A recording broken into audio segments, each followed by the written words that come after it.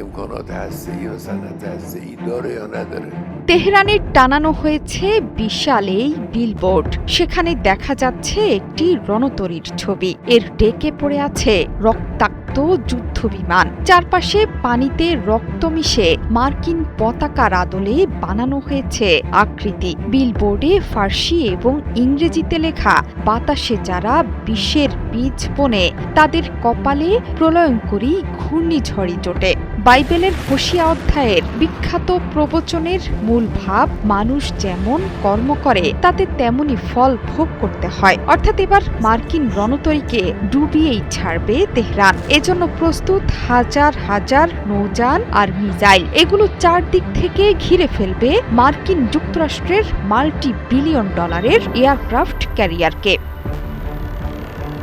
পশ্চিমা হুমকি মোকাবেলায় ইরানের মতো করে আজ পর্যন্ত কোনো দেশ সামরিকভাবে নিজেদের প্রস্তুত রাখতে সক্ষম হয়নি। ইরান যেভাবে স্থল, জল এবং আকাশপথে শক্তিশালী হয়ে উঠেছে তা একরকম অবিশ্বাস্য ঘটনা। তেহরানের সামরিক শক্তির বিশাল এক অধ্যায় জুড়ে আছে ছোট ছোট গানবোট। এই নৌযানগুলো একেবারে ছুটে আসতে শুরু করলে কপালে দুঃখ আছে বিশাল মার্কিন রণতরীর। ইরানের এই ছোট স্পিডবোটগুলো শক্তিশালী মিসাইল ব্যবস্থা দিয়ে সজ্জিত, যা দিয়ে এক নিমিষেই ধ্বংস হবে লক্ষ্যবস্তু।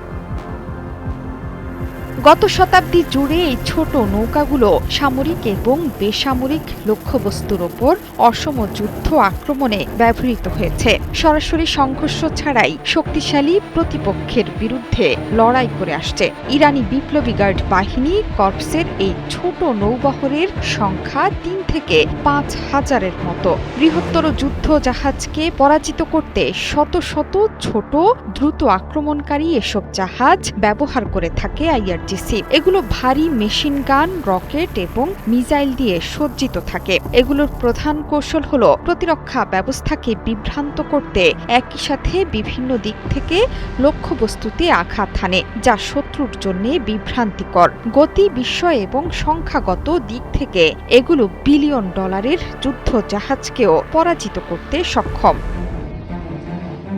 অথচ শক্তিশালী এসব ছোট নৌযান তৈরিতে প্রয়োজন স্বল্প খরচ। এত স্বল্প বাজেটে পারস্য উপসাগরে শক্তিশালী এক প্রতিরক্ষা ব্যূহ গড়ে তুলেছে তেহরান। পশ্চিমাদের শঙ্কা, সম্ভাব্য মার্কিন ইরান যুদ্ধে হরমুজ প্রণালী বন্ধেও বড় ভূমিকা রাখবে ইরানের তৈরি শত শত ছোট নৌযান। ইরানের এত সব প্রস্তুতির মাঝে যুক্তরাষ্ট্রের শক্তিশালী বিমানবাহী রণতরীগুলো যেন পাত্তাই পাচ্ছে না। উল্টো কোনো হামলা হলে যুক্তরাষ্ট্রের ওপর প্রলয়ঙ্করী ঘূর্ণিঝড় নামিয়ে আনার হুমকি দিয়েছেন আয়াতুল্লাহ আলী খামেনি।